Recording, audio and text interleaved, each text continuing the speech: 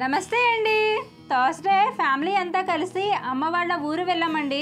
అందుకే ఆ రోజు పోస్ట్ చేసిన వీడియోకి మీకు రిప్లై ఇవ్వలేకపోయాను. ఇవ్వలేదని ఎవరు ఏమీ అనుకోవద్దండి, నాకు టైం లేక ఇవ్వలేకపోయాను. కానీ మీరు పెట్టిన ప్రతి కామెంట్ నేను చదివానండి.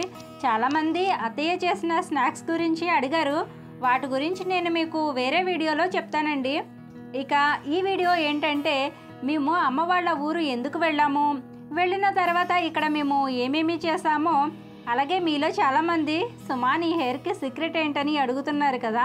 నేను వాడే హెయిర్ ఆయిల్ని నేను ఎలా తయారు చేసుకుంటానో అది కూడా ఈ వీడియోలో మీకు షేర్ చేస్తాను. నేచర్లో కొన్ని సౌండ్స్ వినడానికి చాలా బాగుంటాయండి. అందులో ఆకాశం నుండి కురిసే వర్షం, గలగల పారే సెలయేర్లు, పిల్ల కాలువలు, ఇంట్లో మనం అరేంజ్ చేసుకునే చిన్న చిన్న వాటర్ ఫౌంట్స్ నుండి వచ్చే సౌండ్స్ కూడా చాలా పీస్ఫుల్గా ఉంటాయి. ఎప్పటికైనా చిన్న వాటర్ ఫౌంట్ మా పొలంలో అరేంజ్ చేసుకోవాలని నా కోరిక.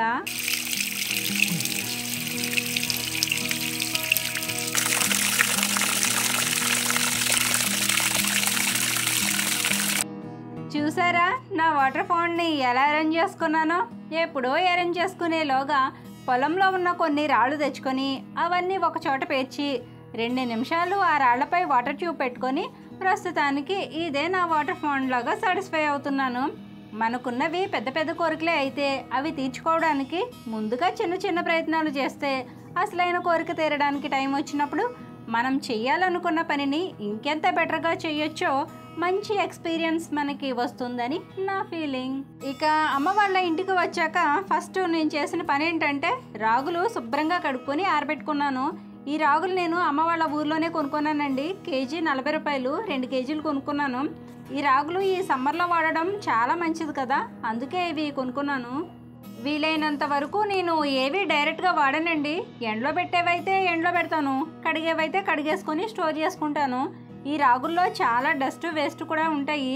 అందుకే వీటిలో ఉన్న దుమ్ము ధూళి పోయేలా శుభ్రంగా కడిగి, రాళ్ళు ఇసుక లాంటివి ఉంటే అవి కూడా పోయేలా కడిగేసుకొని బాగా ఆరేలా ఎండలో ఆరేస్తాను. మా ఇంటి దగ్గర నీటి అవసరాల కోసం బావిలో నీళ్లు వాడుకున్నట్టుగానే అమ్మ వాళ్ళ ఊర్లో ఈ చేతి పంపు నీళ్లు వాడతారండి. ఈ హ్యాండ్ పంపు అమ్మ వాళ్ళ ఇంటి పక్కనే ఉంటుందండి. అమ్మ వాళ్ళ ఉండే ఊర్లో ఇలాంటి చేతి పంపులు ఊరు మొత్తానికి 4 ఉన్నాయండి. ఊర్లో వాళ్ళంతా మంచినీళ్ళ కోసమైనా వాడుకోవడానికైనా ఈ నీళ్ళనే వాడతారు. 2 సంవత్సరాల క్రితం ఇంటింటికి కుళాయి వేశారు, కానీ అవి అంతంత మాత్రంగానే పనిచేస్తున్నాయి. ఈ ఎండాకాలం మంచినీళ్ళ కోసం ఇబ్బంది పడేవాళ్ళు ఇంకా మా ఊర్లో చాలా మంది ఉన్నారండి. ఒకవేళ ఈ పంపు సడన్గా పోతే ఈ పంపుకి చుట్టుపక్కల ఉండేవాళ్ళు చాలా ఇబ్బంది పడతారు. అది ఎలా ఉంటుందో కూడా మేము చాలాసార్లు ఎక్స్పీరియన్స్ చేసామండి. అమ్మ వాళ్ళ ఊర్లో ఎక్కువగా అందరూ గిరిజనులే ఉంటారండి. వీళ్ళు ఎక్కువ సార్లు ఇంటి దగ్గర నుంచి పైపు దగ్గరకు, పైపు దగ్గర నుంచి ఇంటికి తిరిగే పని లేకుండా ఒసే రావులమ్మ మూవీలో విజయశాంతి గారు బిందు మీద బిందు పెట్టేసుకొని మోసేసినట్టు ఇక్కడ వాళ్ళు కూడా అలానే మోస్తారండి. ఆ సీన్ మీకు ఎప్పుడైనా చూపిస్తాలేండి. ఇక్కడ నేను రాగుల్ని కడగడానికి వాడే చిన్న చిన్న బకెట్స్ 15 సంవత్సరాల క్రితం మాకు టెంట్ హౌస్ ఉండేదండి. ఇవి పెళ్ళిళ్ళకు, ఫంక్షన్లకు రెంట్కి ఇచ్చేవాళ్ళం. మా పెళ్ళిళ్ళు చేయడం కోసం నాన్న టెంట్ హౌస్ సామానం మొత్తం అమ్మేశారు. ఆ సామానంలో అమ్మ కొన్ని వస్తువులు తీసుకుంది ఇంట్లో వాడుకోవడానికి ఉపయోగపడతాయని. ఆ టెంట్ హౌస్ సామానంలో కొన్ని వస్తువుల్ని అమ్మ ఇలా జ్ఞాపకంగా ఉంచుకుంది. మేము 3 అక్క చెల్లెళ్ళం అని చెప్పాను కదండి. మమ్మల్ని పెంచడానికి, పెళ్ళిళ్ళు చేయడానికి నాన్న పడని కష్టం అంటూ లేదండి. పెళ్ళైన తర్వాత ఆర్థికంగా మాకు సాయం చేయలేకపోయినా అమ్మ వాళ్ళ ఊర్లో మేము చేసే వ్యవసాయం వెనుక మాకంటే 2 రెట్ల కష్టం నాన్నదే ఉంటుందండి. మేము నెలలో 2 సార్లు మాత్రమే వచ్చి పొలంలో ఏమైనా పనులు ఉంటే చేసేసి, చేయించాల్సిన పనులు ఏమైనా ఉంటే నాన్నకి చేయించమని డబ్బులు ఇచ్చేసి వెళ్ళిపోతాం.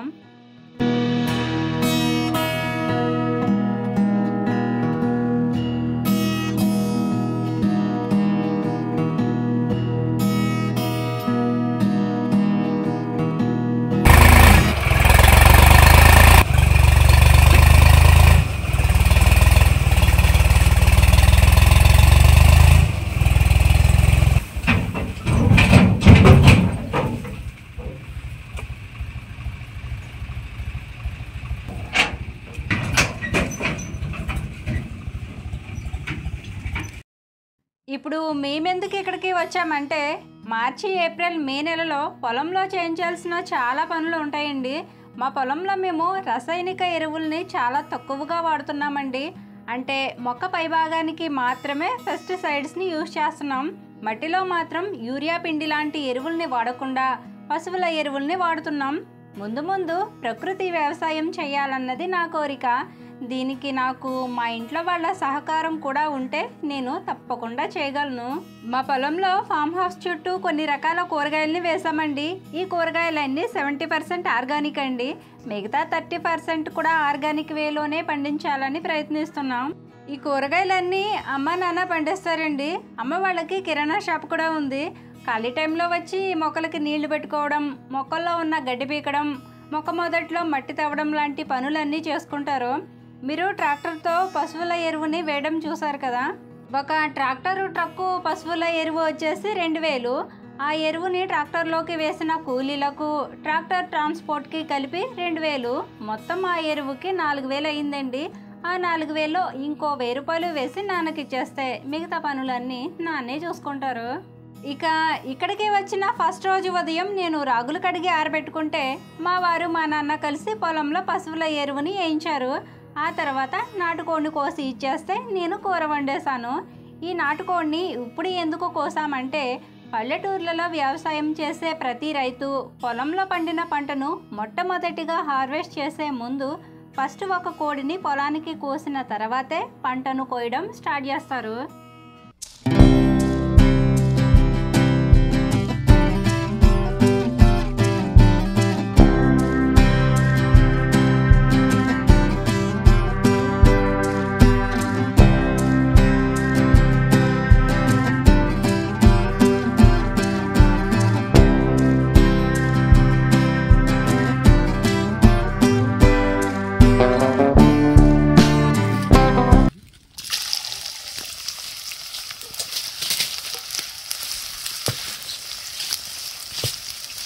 మాకు జీడి మామిడి తోట ఉందండి.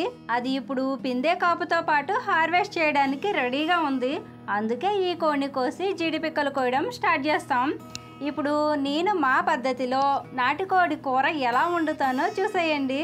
ఈ కోడి కూర వండడానికి ఈ జీడి మామిడి చెట్టు కిందే 3 రాళ్లతో పొయ్యిలా పెట్టేసుకొని ఈ చెట్టు కిందే కూర వండేశాను.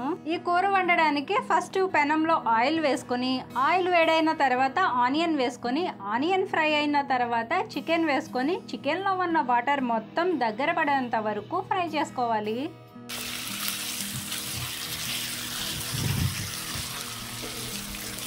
ఇలా చికెన్ని ఫ్రై చేసుకున్న తర్వాత ఇందులో అల్లం, వెల్లుల్లి, యాలకులు, లవంగాలు, దాల్చిన చెక్క, గసగసాలు, ధనియాలు కలిపి నూరుకున్న మసాలా పేస్ట్ని వేసి 5-6 నిమిషాలు ఫ్రై చేసుకొని సరిపడా ఉప్పు, కారం వేసుకొని మళ్ళీ ఒకసారి 5 నిమిషాలు ఫ్రై చేసుకోవాలి. వేసిన మసాలా పేస్టు, ఉప్పు, కారం అంతా చికెన్ ముక్కలకి బాగా పట్టేలా ఫ్రై చేసుకున్న తర్వాత ఇందులో సరిపడా వాటర్ వేసుకొని మూత పెట్టి ఆయిల్ పైకి తేలేంత వరకు ఉడికించుకోవాలి. నాటుకోడి పులుసైనా, కూరైనా, ఫ్రై అయినా ఎలా వండినా ఈ కూర కొన్నంత టేస్ట్ మరే కోడి కూరకే రాదేమోనండి. అంత టేస్టీగా ఉంటుంది. రైస్లోకి ఈ కూర ఎంత టేస్టీగా ఉంటుందో గారెల్లోకి, చపాతీలోకి అయితే అంతకంటే టేస్టీగా ఉంటుందండి. ఫైనల్గా కూర దగ్గర పడిన తర్వాత కొత్తిమీర వేసుకొని దించేస్తే నాటుకోడి కూర రెడీ అయిపోయినట్టే. మేమైతే నాటుకోడి కూర ఇలానే సింపుల్గా వండేసుకుంటామండి. మా ఇంటి దగ్గర కూర వండితే ఈ కూర వండే స్మెల్ మా పక్కింటోళ్ళకి వెళ్ళి ఏంటి రోజు కోడి కూర వండేసుకుంటున్నట్టున్నారు, వాసన గుమగుమలాడిపోతుందని మా పక్కింటోళ్ళు వండుకున్నా, మేము వండుకున్నా సరదాగా కొత్త కూర వేయండి ఒకరినొకరు వెటకారాలు ఆడుకుంటాం అన్నమాట. ఎంతైనా నాటుకోడి కూర కదా. ఎడారిలో మంచినీళ్ళకు బదులు మజా బాటిల్ దొరికితే ఎలా ఉంటుందో పొలంలో పని చేసి చేసి ఆకలితో ఉన్న మా వారి ముందు వండిన ఈ కూర పెట్టినప్పుడు అలాగే ఉందన్నమాట. అన్నం పెట్టేలోగా కూర ముందు పెట్టుకొని తినేశారు. అసలే నాటుకోడి కూర కదా, ఉన్న ఆకలి కంటే 2 ఆకలి ఎక్కువై ఉంటుంది మా వారికి.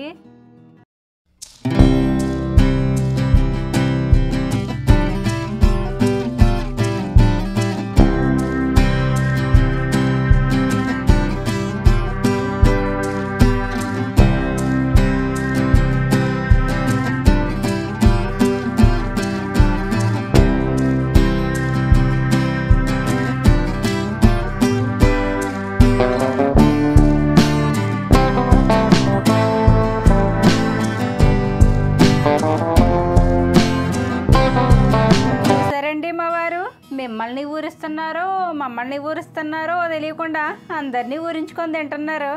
అంటే మా వారికి కొంచెం ఎక్సెక్లు ఎక్కువేనండి. కానీ కొత్తోళ్ళు పాతోళ్ళు అని తేడా లేకుండా ఎవరితోనైనా సరే చాలా సరదాగా ఉంటారండి. ఇక ఆ రోజు మధ్యాహ్నం పొలంలోనే వండేసుకొని పొలంలోనే అందరం కలిసి భోజనం చేసేసాం.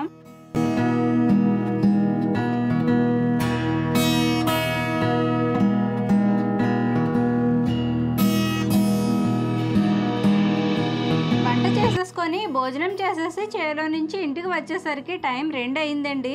ఉదయం కడిగి ఆరేసుకున్న రాగులు మొత్తం పొడి పొడిగా చక్కగా ఆరిపోయి ఉన్నాయి. వీటిని ఇలాగే ఇంకా 4 అయ్యే వరకు ఎండలో ఆరనిచ్చి ఈలోగా మా ఊర్లో ఉన్న మందార చెట్లను జల్లెడ వేయడానికి బయలుదేరాను. నా హెయిర్కి సీక్రెట్ అంటూ ఏమీ లేదండి. నేను న్యాచురల్గా తయారు చేసుకునే నార్మల్ కొబ్బరి నూనెనండి. అది ప్రస్తుతానికి నేను ఇంట్లో చేసుకున్నది అయిపోయింది. అందుకే మీకు చెప్పే కంటే చేసి చూపిస్తే బాగుంటుందని ఈ వీడియోలో ఈ ఆయిల్ని తయారు చేసుకునే ప్రాసెస్ని మీకు చూపిస్తాను. ఈ ఆయిల్ తయారీ కోసం నేను నాటు మందార పువ్వుల్ని, గోరింటాకును, కలబందని కూడా వాడుతున్నానండి. మా పక్కింటి అమ్మమ్మ వాళ్ళు కలబందని పీకి పాడేశారు. ఆ పాడేసిన కలబంద మొక్కల్లో 2 కలబంద రెమ్మల్ని తీసుకున్నాను. పాడేసిన మొక్కల్లో ఒక మొక్కని కూడా తీసుకున్నానండి. మన చేలో ఫామ్ హౌస్ దగ్గర వేద్దామని. మన ఫ్యామిలీలో కొంతమంది అడుగుతున్నారు, ఎప్పుడూ ముడి వేసుకునే ఉంటావు, జడ వేసుకోవచ్చు కదా అని. నాకు జుట్టు మీద అందం మీద అంత ఇంట్రెస్ట్ ఉండదండి.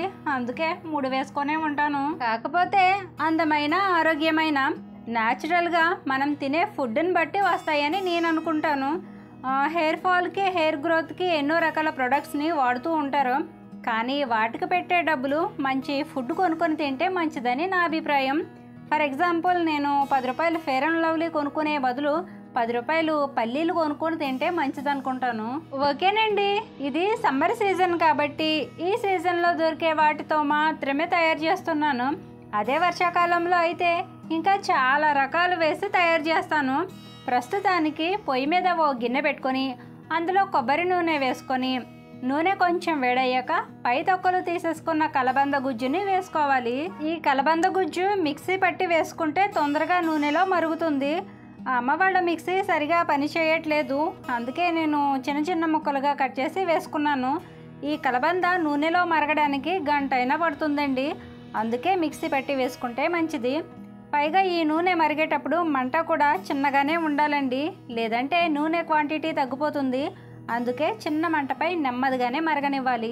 కలబంద నూనెలో వేగేలోగా నేను చాలా పనులు చేసుకున్నానండి. ఎండలో ఆరేసుకున్న రాగుల్ని కూడా తీసి పక్కన పెట్టుకున్నాను. కలబంద నూనెలో 50% బాగా ఫ్రై అయిన తర్వాత అందులో గోరింటాకుల్ని, మందార పువ్వుల్ని వేసి ఇవి కూడా బాగా మరగనివ్వాలి. అవి ఎలా ఉండాలంటే గరిట నూనెలో పెట్టినప్పుడు గరిటకు మెత్తగా కాకుండా క్రిస్పీగా తగలాలి. అలా అయితేనే 5-6 నెలలైనా నూనె నిల్వ ఉంటుంది.